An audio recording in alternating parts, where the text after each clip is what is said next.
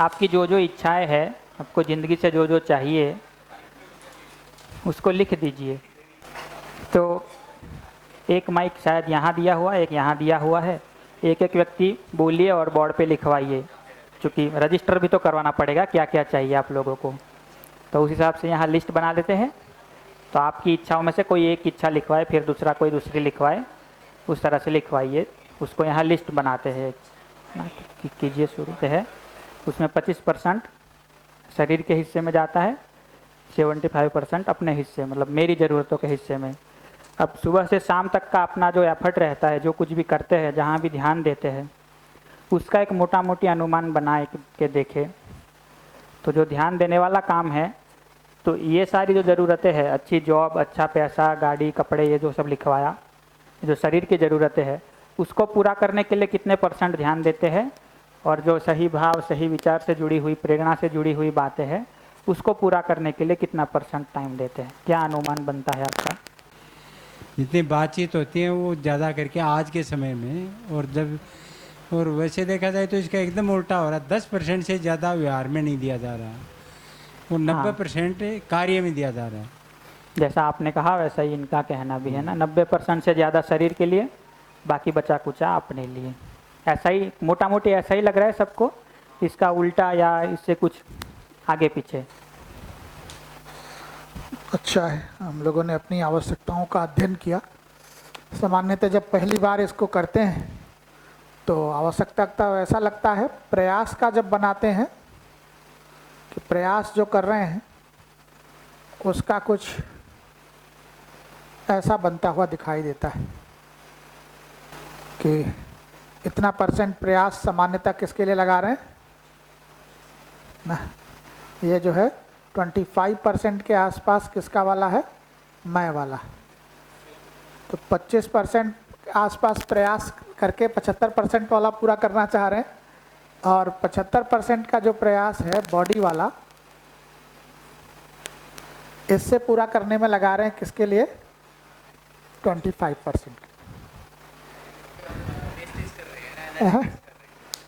अभी वेस्टेज की भी बात नहीं है, अभी तो वही बात यह है कि हमारी आवश्यकताएं कहीं की ज़्यादा हैं और हम मेहनत ज़्यादा दूसरी जगह इसलिए नहीं कर, एनर्जी वेस्टेज।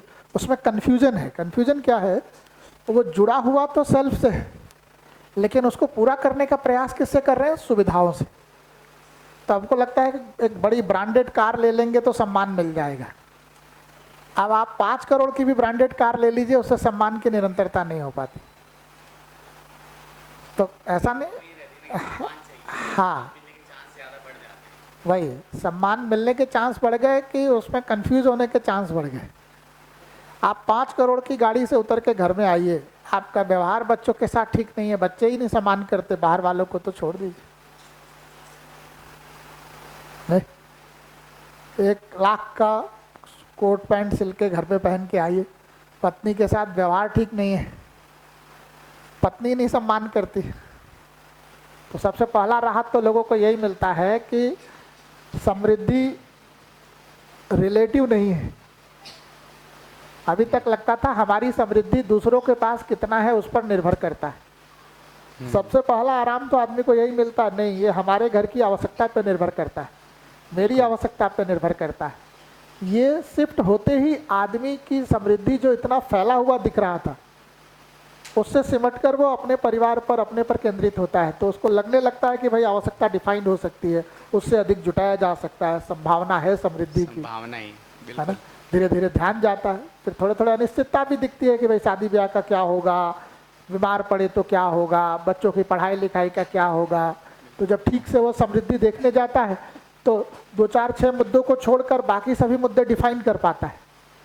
तो पढ़ाई लिखाई वाले में थोड़ा फंसता है, स्वास्थ्य वाले में थोड़ा फंसता है, शादी ब्याह वाले में थोड़ा फंसता है, बाकी सारे में देखें तो लगभग आवश्यकताएं डिफाइन कर लेता है।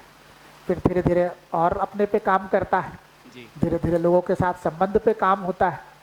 तो इसमें से जो बाकी तय नहीं हो पा रही थी उसमें भी बहुत सारा हो पाता है। तो स्वास्थ्य वाले पे बहुत सारा ध्यान जाने लगता है कि स्वास्थ्य खाली अस्पताल के भरोसे थोड़े चलेगा, उसमें तो मेरा भी बहुत रोल है, सेल्फ का बहुत रोल है है ना। मेरी शरीर के साथ कैसा खान पान है, कैसा दिनचर्या है, कैसा आहार विहार है, अगर उसको ठीक रखता हूँ तो 80% 90% तो शरीर की बीमारी हैंडल कर लेता हूँ। 8-10% रहेगा जो कि अनिश्चितता में है, उसमें भी अगर हमारे संबंध ठीक रहे तो अच्छे डॉक्टर चिन्हित हो सकते हैं, अच्छा इलाज हो सकता है, वो सब संभावनाएं रहती हैं। जी। तो धीरे धीरे वो भी सॉर्ट आउट होता है। दूसरा आराम आदमी को ये मिलता है, उसको ये समझ में आता है कि जो सम्मान है ये सुविधा पे निर्भर नहीं है, ये तो सही व्यवहार और सही भाव पर निर्भर है। तो ये जो इतना सारा सुविधा जुटाने का उसके ऊपर दबाव था सम्मान बचाने के लिए, उससे मुक्त होता है। जैसे आप देखेंगे तो एक सामान्य व्यक्ति अगर अपने खर्च का आकलन करे तो क्या अनुमान है कितना % वास्तव में वो अपनी आवश्यकता पूरी करने के लिए खर्च कर रहा है, कितना सम्मान बचाने के लिए खर्च कर रहा है। उदाहरण के तौर पे देखेंगे तो अगर आपको शरीर की सुरक्षा के लिए जूता खरीदना है, 800 1000 रुपये 1200 1500 रुपये का भी आ सकता है। अगर वही जूता सम्मान के लिए खरीदना है तो कितने का आएगा? 10,000 भी कम है। वही पैंट शर्ट अगर शरीर की सुरक्षा के लिए कंफर्टेबल और एक सुरक्षित खरीदना है 1000 1200 1500 कहा जाता है। लेकिन वही पैंट शर्ट अगर आपको सम्मान के लिए खरीदना है तो 10,000 का मिलेगा कि 15,000 का मिलेगा, होता है नहीं। हाँ, और उसके बाद भी सम्मान दाव पे। वही घर आपको अगर अपने शरीर की सुरक्षा को ध्यान में रखकर, शरीर के स्वास्थ्य को ध्यान में रखकर बनाना है तो एक निश्चित अमाउंट में बन सकता है। मोहल्ले का सबसे चमकदार घर बनाकर ध्यान पाकर सम्मान पाना है तो जिंदगी की आधी कमाई लग जाती है। आदमी जितना कमाता है उसका आधे से अधिक लगा देता है घर बनाने में। नहीं? दीवार बाहर से इतना स्मूथ हो कि उसको छू तो समझ में ना आए कि दीवार छू रहा हूं कि कपड़ा छू रहा हूं। कितना स्मूथनेस पे खर्चा कर रहे हैं ना। और फर्श पे देखे तो कितना खर्चा कर रहे हैं, और सबसे अधिक खर्चा तो आजकल बाथरूम में करने लगे।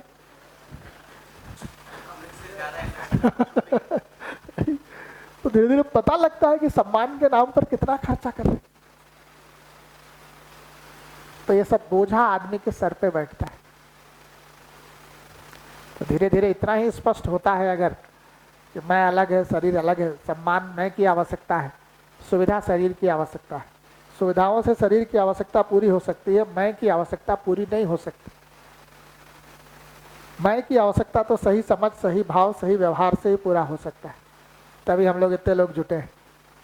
किसी को भी रोज है ना चमकीला कपड़ा पहनकर, किसी को भी रोज नए नए स्टाइल का कपड़ा पहनकर सम्मान पाने की जरूरत नहीं पड़ रही। सभी एक दूसरे का सहज सम्मान कर पा रहे। ऐसा ही कोई शादी के उत्सव में गया होता जहां सब 50 लोग जुट रहे हैं और शादी का उत्सव होता तो क्या हालत होती। रात भर उसको नींद नहीं आती कल क्या पहन के जाऊं। सुबह किसी तरह से कुछ पहन के जाए और दिन में दिखे कि बाकी सब उससे ज्यादा महंगे पहन के आए, और शाम तक फिर ब्लड प्रेशर हाई हो जाए, अगले दिन का फिर शुरू कर दे, और बीच बीच में कोई कमेंट कर दे अरे क्या यही कपड़ा तुम 2 दिन से पहन रहे हो। आप देखिए बहुत मौज भरा होता है, बहुत परेशानी भरा हो जाता है। जैसे कई लोग होते हैं अपनी शादी की शेरवानी कई बार डालते हैं, कई बार नहीं डालते हैं। जैसे कई बार ऐसा रहता है ना कि अपनी ही शादी की शेरवानी वो कई शादियों में कई विवाह स्थलों पे डालते हैं, फिर बाद में कोई ना कोई उनको कमेंट दे देता है अरे भैया कितनी बार इस शेरवानी को डालोगे। सही बात। और अगर आदमी में समझ नहीं है तो उस कमेंट से बेचारा परेशान होकर 4 शेरवानी और खरीद लाता है। धीरे धीरे समझ में आ जाता है उसको, तो उसको पता है कि ये जो कमेंट कर रहा है इसको सुविधा का अभाव नहीं है। काहे का अभाव है? समझ का अभाव है। ये समझ के अभाव के कारण मेरा सुविधा का अभाव बढ़ाने का प्रयास कर रहा है। इतना स्पष्ट होते ही उसके साथ चाय पीते हैं और बताते हैं भाई बता तेरा संबंध मेरे से है कि मेरे शेरवानी से? तो मेरे को स्वीकारता है, मेरे कपड़ों को स्वीकारता है ना? अगर कपड़े को ही स्वीकारता है तो फिर मेरा तेरा संबंध बड़े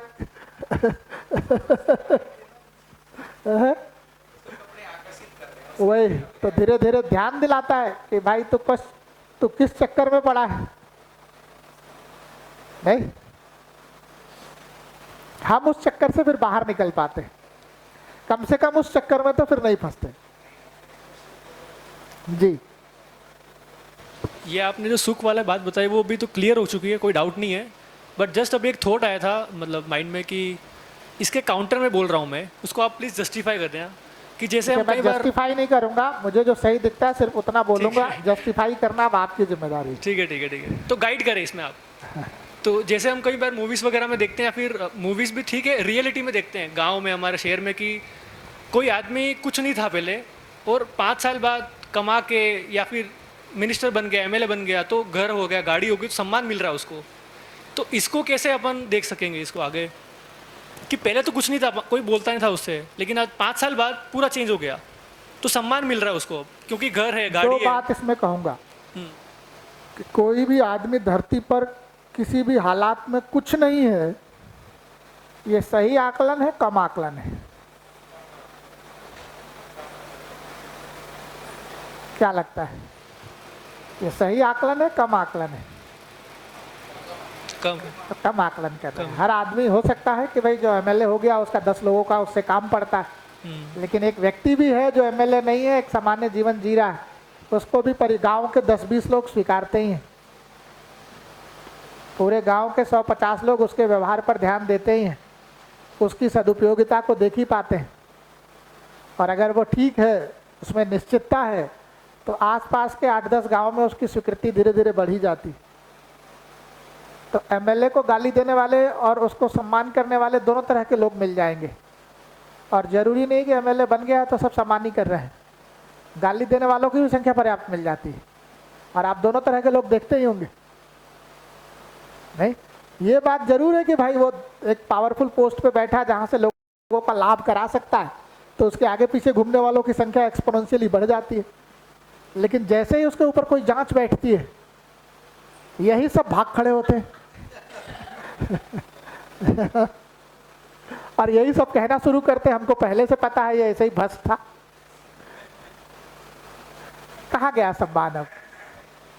तो धीरे धीरे दिखता है कि सम्मान तो ना व्यवस्थित जी पाने का ही सस्टेनेबल सम्मान है, बाकी तो आकर्षण भर हो सकता है जो टिकता नहीं है, देर सवेर बह जाता है।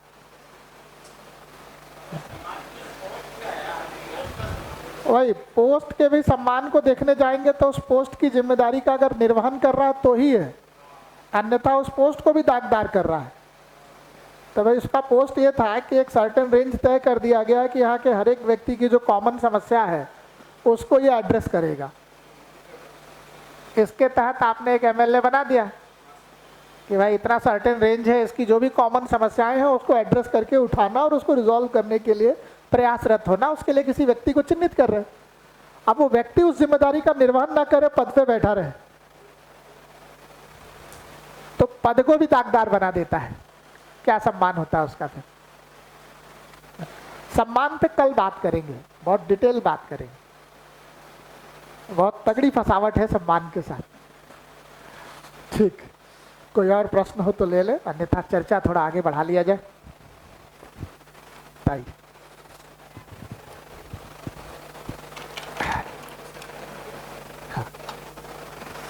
चलिए, तो थोड़ी सी बात को भी आगे बढ़ा लिया जाए, प्रश्नोत्तर तो चलता ही रहेगा।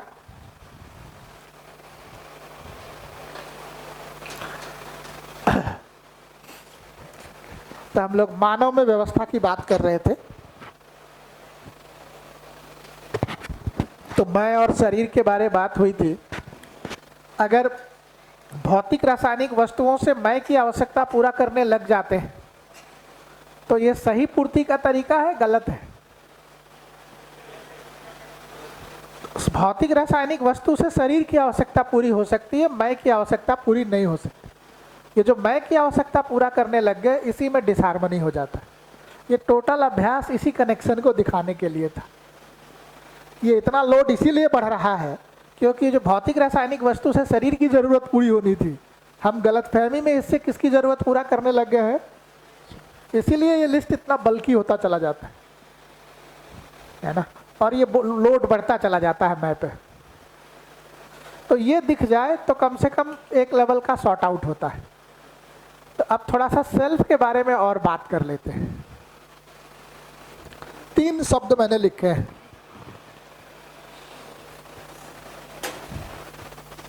इच्छा, विचार और आशा।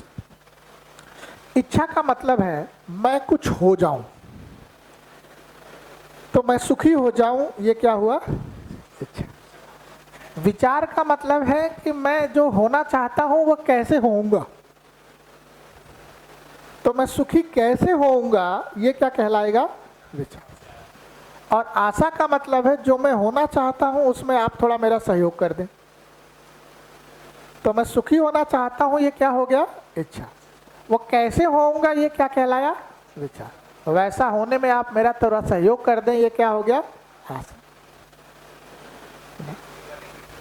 मैं कुछ हो जाऊं, ये क्या है? इच्छा। वो कैसे होऊंगा, ये क्या है? विचार। वैसा होने में आप मेरा सहयोग कर दें, ये आशा।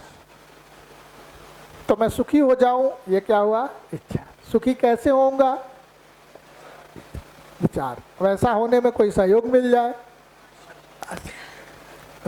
मैं समृद्ध हो जाऊं, क्या है ये? फिर समृद्ध कैसे होऊंगा? आवश्यकता को पहचानूं, 2-4 हुनर सीखूं, उसका प्रैक्टिस करूं, ये जो भी फैला रहा हूं, ये क्या कहलाया? विचार। वैसा कुछ सीखने में आप मेरा सहयोग कर दें, ये क्या हो गया? आशा। सिंपल बात है, ठीक है ना? पहचान सकते हैं इच्छा को, विचार को, आशा को पहचान सकते हैं? पहचान सकते नहीं पहचान सकते? मेरा अपना घर हो जाए, मैं घर वाला हो जाऊं। मेरा घर कैसे बनेगा? 1 कमरे का, 4 कमरे का, 1 फ्लोर का, 2 फ्लोर का, ये विचार है ना? मेरे घर की दीवालों का रंग बिल्कुल सफेद हो जाए ताकि अधिक से अधिक लोग मेरे घर पे ध्यान दें, ये कैसा हो जाए? आशा। मेरे घर के दीवालों का कलर एकदम स्मूथ चमकीला हो जाए ताकि अधिक लोगों का मेरे घर के तरफ, या मेरे घर के दीवालों का ऐसी व्यवस्था हो जाए कि बारिश में उसकी चीज़ें खराब ना हो, तो ये क्या है? आशा। कोई आशा लगा रहा हूँ। तो इच्छा, विचार, आशा को अलग अलग पहचान सकते हैं। कभी आपको अवसर मिले तो ये सुबह बैठ के जो विचारों में सुबह बैठ के जो अभ्यास कर रहे हैं ना, उसमें जो दिख रहा है वहाँ पर होश पूर्वक देखने की कोशिश करिए कि इस क्षण जो आप देख रहे हैं वो इच्छा है या विचार है या आशा है। वही। हाँ भैया, आशा में एक डाउट आ गया था जी। कि जब आपने वैसे समझाया था तब तो आपने बोला कि ये बाहर से कैसे सहयोग मिल जाए, किसी और से सहयोग मिल जाए, पर अभी जब आपने एग्जाम्पल दिया तो उसमें ये आ रहा था कि मेरा कोई टेस्ट है और आप आगे कनेक्ट भी करेंगे उसको, तो उसके आधार पे मैं ही चयन कर रहा हूँ, तो बाहर का तो इसमें वही तो दोनों भाग है ना? दोनों तरह की चीज़ें उससे एड्रेस हो रही हैं, इसलिए दोनों तरह के उदाहरण रखे ताकि कोई बात छूटे ना। तो एक तो बाहर से है, जो मैं होना चाहता हूँ उसमें आप मेरा सहयोग कर दें, ये भी क्या हुआ? आशा। हाँ। दूसरा ये कि भाई मैं घर की दीवालों के रंग कौन से करूँ, ये चुनाव कर रहा हूँ। हाँ। तो मेरा कोई स्वाद है पहले से तय कि मुझे पीला रंग अच्छा लगता है, तो मैं कैसे रंग की चुनाव कर लेता हूँ? पीला। तो मैं पीले रंग का चुनाव तो कर रहा हूँ, लेकिन वो किस अर्थ से प्रेरित होके? मेरा जो आस्वादन है, मेरा जो स्वाद है, तो वो भी कहाँ में आएगा? अपेक्षा में। इसका सोर्स दोनों ही हो गया भैया, अंदर से भी हुआ है, बाहर से भी। लेकिन अंदर से है, लेकिन उसके लिए एक्टिविटी कुछ बाहर कर रहा हूँ, बाहर कर। ये इसलिए दोनों उदाहरण रखे मेरे।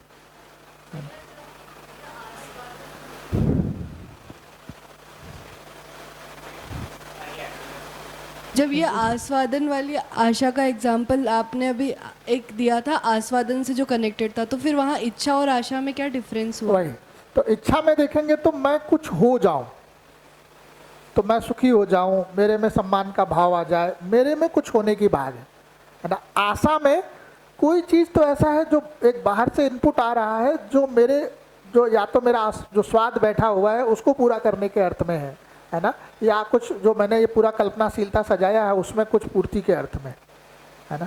लेकिन मैं कुछ हो जाऊं, मेरे में कुछ बना रहे, है ना? वो भाग किस जगह पे है? इच्छा के जगह। ये थोड़ा सा अंतर है ना? इसको थोड़ा और ठीक ढंग से देखते हैं। सामान्यतः आपको ये इच्छा, विचार, आशा शब्द आप प्रयोग करते हैं, लेकिन दिखता ये नहीं है, दिखती ये क्रियाएं हैं। तो जैसे आप किसी से कब कहते हैं कि आपको कोई इच्छा हुई? तो जैसे आप चल रहे हैं, चलते चलते एकदम से अपने दोस्त से बोलते हैं यार इच्छा हो रही बढ़िया मॉडल का मोबाइल खरीदूं, यार इच्छा हो रही है कि बड़ा सा कार खरीदूं। आपके भीतर ऐसी क्या घटना घटी कि आपने उठ के बाहर कहा कि मेरे को कार खरीदने की इच्छा हो रही है, मेरे को मोबाइल खरीदने की इच्छा हो रही है? आप देखेंगे तो आपके भीतर ही जो सुबह बैठ के कल्पनाशीलता देख रहे हैं ना, अभ्यास कर रहे हैं ना सुबह, तो उस अभ्यास में बहुत सारे चित्र दिख रहे हैं, बहुत सारे फिल्म दिख रहे हैं। उसी तरह से आपके भीतर उस क्षण घर का कोई धुंधला सा चित्र उभरता है। तो घर का कोई धुंधला सा चित्र उभरता है तो आप अपने दोस्त से बोलते हैं यार मेरी इच्छा हो रहा मेरा भी अपना एक घर हो। कल्पनाशीलता में आपके एक धुंधला सा चित्र उभरता है मोबाइल का, तो आप अपने दोस्त से बोलते हैं कि यार मेरी इच्छा हो रही मेरा भी अपना एक मोबाइल। तो ये चित्र आप अपने अंदर हल्का सा उभरता हुआ देखते हैं, उसी आधार पर कहते हैं कि ये आपकी इच्छा हो रही है। लेकिन ये चित्र यहीं नहीं रुकता, आप उस चित्र को साफ करने लग जाते हैं कि घर कैसा बनेगा, उसमें 1 फ्लोर होगा कि 2 फ्लोर होगा, 1 मंजिला होगा, उसमें 4 कमरे होंगे, छोटे कमरे होंगे कि बड़े कमरे होंगे। ये जो उसको बिल्कुल अलग अलग करके देखने लग गए, यही क्या कहला रहा है? विश्लेषण। कौन सी क्रिया कहलाया? विश्लेषण। विश्लेषण का मतलब जो चिपका हुआ है उसको अलग अलग करके देखना। तो यहाँ पर जो चित्रण, घर का चित्र बनाने की इच्छा हुई थी, घर का जो चित्रण बना था, वो ये चित्र बहुत साफ साफ होता है या बहुत चिपका हुआ होता है धुंधला सा? ये बहुत धुंधला होता है। अब आप उसको साफ करने में लग जाते हैं कि भाई 1 फ्लोर का होगा कि 2 फ्लोर का होगा, 1 कमरा होगा कि 10 कमरे होंगे, क्या उसका रूपरेखा होगा। तो ये जो फैलाने लग गए उसको, यही क्या कहला रहा है? विश्लेषण। ये विश्लेषण की क्रिया को ही क्या नाम देते हैं आप? विचार। चित्रण की क्रिया को ही क्या नाम देते हैं? इच्छा। तो अपने भीतर आप देखने जाएंगे तो दिखेंगी ये क्रियाएं। तो दिखता चित्रण की क्रिया है, उसी को आप नाम देते हैं इच्छा। दिखता विश्लेषण का क्रिया है, उसी को नाम देते हैं विचार। आपके भीतर कोई ना कोई आस्वादन रहता है, उसके आधार पर आप चीजों का चयन करते हैं। तो जैसे आपने आस्वादन लिया, विचार में बना आपके विश्लेषण में कि 4 कमरे का घर बनाऊं कि 6 कमरे का, 2 फ्लोर का बनाऊं कि 1 फ्लोर का। तो आपके आस्वादन में अगर 2 फ्लोर का घर बैठा हुआ है तो कैसा सिलेक्शन कर लेंगे? 1 फ्लोर का करेंगे, 2 का करेंगे, तो है ना। 4 कमरे का आस्वादन है तो 4 वाला सिलेक्शन करेंगे। तो जैसा आस्वादन रहता है वैसा सिलेक्शन कर लेते हैं। तो ये जो चयन आस्वादन की क्रिया हो रही है, इसी को क्या कह रहे हैं? आशा की क्रिया। इसको थोड़ा और साफ साफ देखते हैं। हाँ, पहले सीधा सीधा समझ लेते हैं ताकि जो नए लोग हैं एक बार कनेक्ट हो जाएं, फिर रिवर्स कैसे चलता है उस पर भी बात कर लेंगे, है ना। तो जैसे आपकी इच्छा हुई कि आप बहुत दूर से आए या आप घर जाएं, तो इस क्षण चित्रण क्रिया हुई किस चीज की? घर जाने की। तो सामान्यतः आप यहीं बैठे हैं, किसी चर्चा से आपके कल्पनाशीलता में घर का धुंधला सा चित्र उभर गया, जहां आपका घर है ना। वहां के लोग दिख गए, वहां की बिल्डिंगें दिख गई, कुछ चित्र सा उभरा। तो आप अब दोस्त से बोलते हैं यार बहुत दिन हो गए, अब घर जाने की मन कर रहा है। तो क्रिया कौन सा उभरा? चित्रण का। उसी से आप कहते हैं कि हमारी इच्छा हो रही है कि हम घर जाएं, है ना। अब आप चित्रण हुआ घर जाने का, अब रुकते नहीं है, अब आप उसका क्या शुरू करते हैं? विश्लेषण। तो आप शुरू करते हैं कि भाई ट्रेन से घर जाऊं कि कार से घर जाऊं कि बस से घर जाऊं कि, है ना, कि बाई एयर घर जाऊं। ये बहुत सारे आपने विकल्प तलाशने शुरू कर दिए। अब जिस क्षण आप ये घर जाने के लिए विकल्प तलाश रहे हैं, ऑप्शंस जनरेट कर रहे हैं, ये इच्छा की क्रिया है, विश्लेषण की क्रिया है? ये विश्लेषण शुरू हो रहा है। अब आपके आस्वादन में है कि भाई हमको थोड़ा समय से भी पहुंच जाना है, पैसा भी अधिक नहीं खर्च करना है। तो आप उन सबको आधार बनाते हुए चुनते हैं कि चलो आराम की जर्नी हो जाएगी। किससे चले जाते हैं? ट्रेन से। तो जो सिलेक्शन टेस्टिंग किया, ये कौन सी क्रिया हो गई? आशा। तो ये चित्रण कौन सी क्रिया? इच्छा की। ये पूरा विश्लेषण कौन सी क्रिया? विचार का। फिर चयन आस्वादन किया कि थोड़ा पैसा भी बच जाए, कंफर्टेबल भी रहे, समय से पहुंच भी जाए। ये सब क्या है? आशा, आस्वादन है। उसको मैच करती हुई इच्छा का, उससे मैच करते हुए ऑप्शन का सिलेक्शन कर लिया। तो ये क्या हो गया? चयन और आस्वादन। तो ये कौन सी क्रिया हो गई? आशा की। तो इच्छा, विचार और ये आशा। अब आपने सेलेक्ट कर लिया, तो ये जो एक चक्र है वो यहाँ पूरा हुआ। अभी तक आपकी क्या इच्छा थी? घर जाऊं। अब इच्छा वही रही कि वो रिफाइन हो गई। रिफाइन होकर अब क्या इच्छा बन गया? ट्रेन से घर जाऊं। वही नहीं रही इच्छा, और रिफाइन हो गई। क्या इच्छा बन गई? ट्रेन से घर जाऊं। अब आप ट्रेन से घर जाऊं का विश्लेषण शुरू कर देते हैं। एक्सप्रेस ट्रेन से घर जाऊं, कि सुपरफास्ट ट्रेन से घर जाऊं, कि राजधानी ट्रेन से घर जाऊं, कि पैसेंजर से घर जाऊं। ये सब जो विश्लेषण शुरू हो गया, कौन सी क्रिया शुरू हो गई? फिर से विचार। फिर आप सिलेक्शन करते हैं, थोड़ा जल्दीबाजी है, जल्दी पहुंचना है, तो कैसे ट्रेन का सिलेक्शन किया? सुपरफास्ट। तो अब इच्छा रिफाइन होके कैसी बन गई, है ना? अब नई इच्छा क्या बन गई? सुपरफास्ट ट्रेन से घर। अब आपका विश्लेषण फिर आगे बढ़ता है ना, कि एसी ट्रेन से जाऊं, स्लीपर से जाऊं, जनरल से जाऊं, बिना टिकट चले जाऊं, राइट इज। अब ये सारा शुरू हुआ तो कैसा वाला चल रहा है? ये जो विकल्प जनरेट हो रहा है, क्या चलने लगा? फिर से विश्लेषण चलने लगा। वही, जब ये लगता है कि घर भी पहुंच जाए, पैसा भी ना खर्च करना पड़े, तो बिना विश्लेषण में आदमी आए कि WT चल कैसे देता है। ट्रेन में बहुत सारे लोग बिना टिकट चल देते हैं। तो विश्लेषण क्या कह रहे? हाँ, लेकिन वो थोड़ा अलग आएगा ऑप्शन, है ना? तो आप ट्रेन में टीटी को नहीं बोलते हैं कि भाई लिफ्ट दे दो।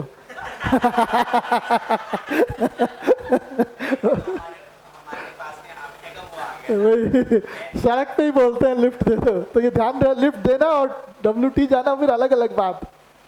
तो सेलेक्ट किया कि भाई चलो गर्मी का दिन है ना, अपन चले जाते हैं किससे? एसी से। अब मामला वही नहीं रुकता, फर्दर विश्लेषण शुरू हो जाता है। लोअर सीट लो, साइड लोअर लो, अपर बर्थ लो, मिडिल बर्थ लो, वापस विश्लेषण शुरू हो गया।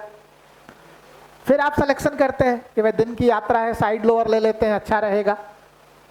ये सारा चयन, आस्वादन, चित्रण, विश्लेषण, चयन, आस्वादन, चित्रण, विश्लेषण, चयन, आस्वादन, चित्रण, विश्लेषण कई बार चला साइकिल।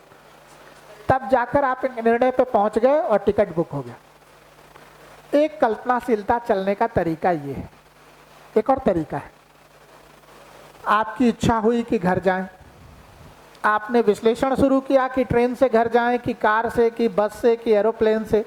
जैसे ही आपने ट्रेन वाला सेलेक्ट किया, पिछली ट्रेन यात्रा याद आ गई, उससे उस ट्रेन यात्रा में हुआ झगड़ा याद आ गया, उससे पिछले एक सप्ताह में हुए जो कई झगड़े थे वो सब याद आ गए, उन झगड़ों में जिन लोगों ने आपका साथ नहीं दिया था वो याद आ गए, उनकी संख्या बढ़ती रही, फिर बनने लगा दुनिया ऐसी ही है, अब गोल गोल गोल गोल गोल। एक दूसरा तरीका भी आपका कल्पनाशीलता चलने का। आपकी कल्पनाशीलता सिर्फ इसी तरह से चलती है या दोनों तरह से चलती है? दोनों तरह से चलती है। ज्यादा कौन से वाले में चलती है? क्या परसेंटेज होगा ऐसा चलने का और क्या परसेंटेज होगा ऐसा चलने का?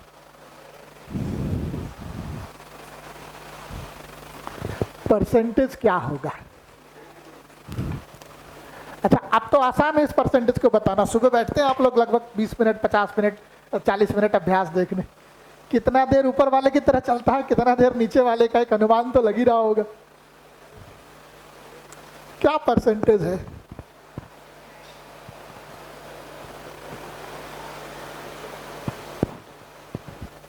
जब मैं परसेंटेज पूछता हूं ना, इसका आशय किसी को एम्बैरस करना नहीं है।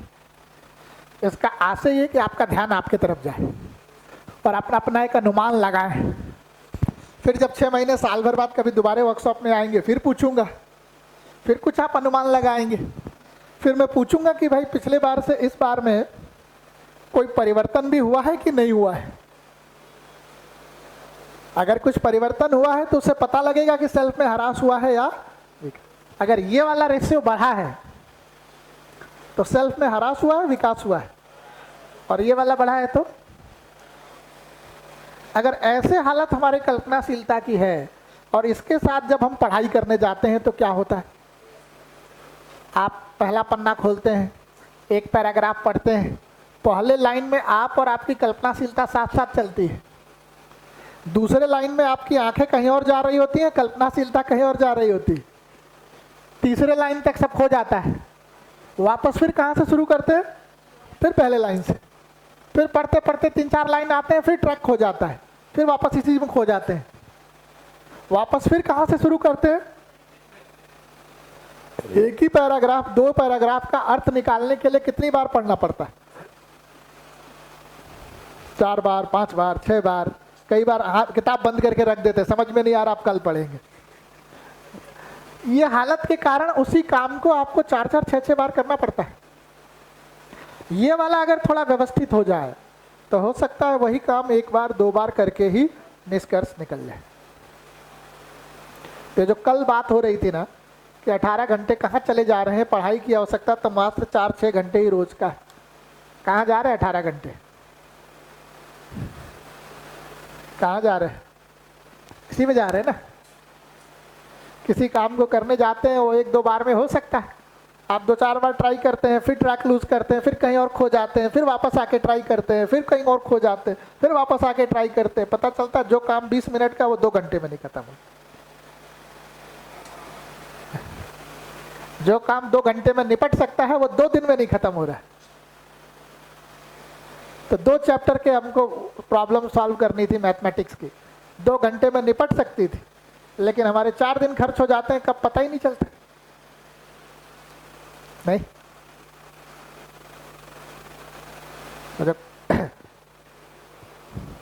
तो धीरे धीरे अपनी कल्पनाशीलता पर ध्यान देंगे तो पता चलेगा। बताइए, कुछ पूछना चाह रहे हैं आप? हाँ, ये प्रश्न लेना। भैया जो बता रहे थे वो ही होता है, कोई भी काम जैसे शांत मन बैठ के करते तब और ज़्यादा चलता है ऐसे विचार, बाकी जैसे चल रहे हैं, घूम रहे हैं, गा रहे फिरे तब इतना कोई विचार भी नहीं आता है, जैसे ही बैठते हैं तब ऐसे विचारों में उलझन हो जाती है, बहुत सारे विचार उलझन। बल्कि उसमें हो ये रहा है कि जब आप चल रहे हैं, टहल रहे हैं, तो बहुत आप सेल्फ की क्रियाओं को ध्यान नहीं दे रहे हैं, लेकिन जब आप समझने जा रहे हैं तो उस समय बड़ा उसका इंटेंसिव प्रयोग कर रहे हैं, तो उस समय वो व्यवधान दिख रहा है। जब टहल रहे हैं, चल रहे हैं तो बहुत ध्यान नहीं दे रहे, इसलिए पता नहीं चल रहा है। जैसे इसी वर्कशॉप में अगर आपसे कहूँ आज कौन सा दिन है, तीसरा दिन। अब इस सत्र के बाद जो अगला सत्र होगा और उसके बाद अगले जो 4 सत्र होंगे, अगला सत्र और कल के 3 सत्र, टोटल कितने सत्र? 4। आपको इस 4 सत्र में एक होमवर्क करना है। ऐसा कितनी बार आप महसूस किए हैं परसों से लेके आज तक कि चर्चा हो रही है और आप यहीं बैठे हैं, शरीर आपका यहाँ बैठा है और कल्पनाशीलता कहीं और चल रही है? ऐसा होता है नहीं होता है? होता है भैया, होता है। और जब आपकी कल्पनाशीलता कहीं और चली जाती है तो यहाँ क्या चर्चा हो रहा है उसका कुछ अता पता रहता है नहीं। इसलिए हमको पूरे वर्कशॉप को जाने कितनी बार रिपीट करना पड़ता है ना। कई सारी चीजें जो महत्वपूर्ण है लिख के रखना पड़ता है, ताकि कभी तो कल्पनाशीलता से लौटेंगे आप। वो ज्यादातर लोग अगर कल्पनाशीलता में टेक ऑफ दिखाई देते हैं तो हमको कोई कहानी सुनानी पड़ती है।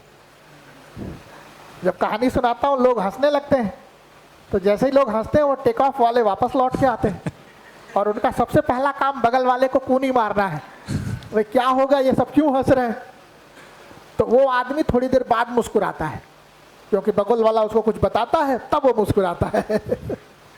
अभी आप थोड़ा ध्यान देंगे तो पता चलेगा कि 1-1.5 घंटे के लेक्चर में आप कितनी बार टेक ऑफ पे कहीं और चले जा रहे हैं। शरीर यहीं बैठा है और टेक ऑफ पे कहीं और चले जाए।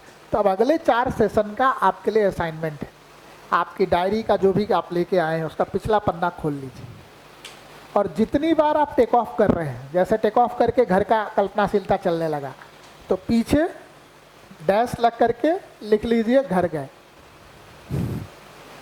फिर आप वापस आए, यहाँ वर्कशॉप चलने लगा, थोड़ी देर में टेक ऑफ करके आप चले गए क्रिकेट खेलने कल्पनाशीलता में, तो कॉपी में पीछे डैश करके लिख लीजिए क्रिकेट खेलने गए। तो 1.5 घंटे के सेशन में कितनी बार कहाँ गए उसकी काउंटिंग हो सकती है जी भैया, है ना, उसको करिएगा। वो तो अभी भी हो रहा है, जस्ट अभी थोड़ी देर पहले भी नहीं सुन पाया था मैं, मतलब वही। ऐसा हाँ, हो रही तो है। धीरे धीरे दिखेगा कि कितना शार्प ये ट्रांजेक्शन चल रहा है, और कई बार तो पता भी नहीं चल रहा है कहाँ खो जा रहे हैं, है ना।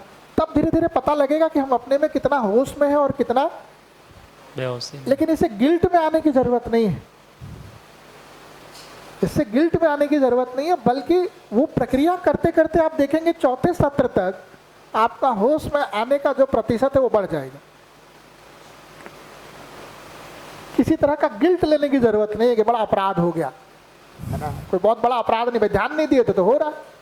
भाई गाड़ी चलाने का नहीं ध्यान दिया, नहीं सीखे तो कभी भी साइकिल लेके निकलते लड़ा देते हैं इधर उधर, तो उसमें गिल्ट लेना क्या, सीख लेंगे तो नहीं लड़ेगा। तो अभी तक कल्पनाशीलता पे ध्यान नहीं दिए थे तो रैंडम भाग रही है।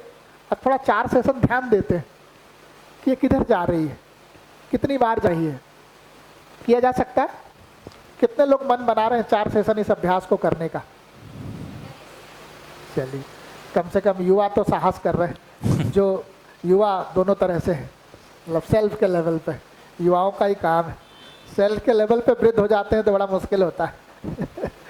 साहसी काम है, उसको थोड़ा किया जाए, है ना। इसको भी करके फिर लिखना है, तो लिखने के बाद देखना भी है। लिखना ज़्यादा महत्वपूर्ण है, काउंट करना महत्वपूर्ण है। वो तो खाली एक इंडिकेशन लिख रहे हैं कि भाई इस जगह गए थे, उससे क्या मतलब है, लेकिन उससे काउंटिंग हो जाएगी कि हाँ एक सेशन में इतनी जगह गए। मैंने जब 2007 में वर्कशॉप किया था, उस समय IIIT हैदराबाद में वर्कशॉप चल रही थी, तीसरे दिन चर्चा हुआ था इस मुद्दे पर। मैंने जब पहले सत्र में काउंट किया तो 34 बार टेक ऑफ पे था मैं। अगले सेशन में काउंट किया तो ये बढ़ के 61 हो गया था। अभी भी वो डायरी मेरे पास पड़ी है, ग्रीन कलर की थी, वो भी रख रखा है मैंने, पीछे के पन्ने में सब लिखा हुआ है। अगले सेशन में काउंट किया, ये 64 था। नेक्स्ट सेशन में 67 था। 4 सेशन में ऐसे बढ़ा तो मैं घबरा गया। हमने कहा ये तो मामला ठीक होने की जगह बिगड़ रहा है ना। लेकिन फिर ध्यान गया कि बिगड़ नहीं रहा है। पहले जब टेक ऑफ पे जाता था तो 4 मिनट, 5 मिनट, 7 मिनट खोया रहता था, पता ही नहीं चलता था। फिर कोई दुर्घटना घटना होती थी तब लौट के आता था। अभी क्या हो रहा है, चौथे सेशन तक जा रहा हूं, 1-2 मिनट में ही वापस आ जा रहा हूं। तो टेक ऑफ की फ्रीक्वेंसी तो बढ़ रही है लेकिन ड्यूरेशन कम हो रही। एक बात पता लगी। दूसरा कि पहले जब 34 बार मैंने पकड़ा तो वास्तव में इतना बेहोश था कि कितनी बार टेक ऑफ किया सब पकड़ भी नहीं पाया। कई बार टेक ऑफ करके गए, लौट आए, फिर टेक ऑफ करके गए, फिर लौट गए। कहीं 2-4 टेक ऑफ में किसी एक टेक ऑफ को पकड़ते थे कि अच्छा कहीं गए तो लिखना है, वो भी एक स्तर था। एक मिनट, इसको पूरा कर दो। ये बात स्पष्ट हो रही? तो 2 बात मेरे को स्पष्ट हुई जब मैंने उस समय किया। क्या? एक तो फ्रीक्वेंसी बढ़ रही है, ड्यूरेशन। दूसरा, शुरुआत में कई टेक ऑफ हो जाते हैं, पकड़ में नहीं आता है, यानी बेहोशी का स्तर इतना है कि टेक ऑफ भी नहीं काउंट कर पा रहे हैं। धीरे धीरे होश बढ़ रहा है तो टेक ऑफ भी पकड़। ये दूसरी उपलब्धि। 5वें 6ठे सेशन से ये अभ्यास भी होने लगा कि जब टेक ऑफ कर रहे थे तभी होश में आ जाता था ये कहाँ जा रहे हैं। वो ज्यादा महत्वपूर्ण है जहां जा रहे हैं कि अभी ये ज्यादा महत्वपूर्ण है। खाली इतना ही प्रश्न अपने भीतर खड़ा होते ही होते टेक ऑफ का हवाई जहाज वही रुक जाता था, वापस वहीं के वहीं बने रह जाते थे। तो धीरे धीरे टेक ऑफ की फ्रीक्वेंसी भी, लेकिन 4-5 सेशन तो धैर्यपूर्वक करेंगे तब कुछ उसका परिवर्तन अपने में दिखता है ना। और ये कोई बहुत ऐसा भी नहीं है अभ्यास जिसमें बहुत एक्स्ट्रा ऑर्डिनरी एफर्ट करना, मात्र ऑब्जर्व करना है। किया जा सकता है, नहीं किया जा सकता। चाय का ब्रेक करते।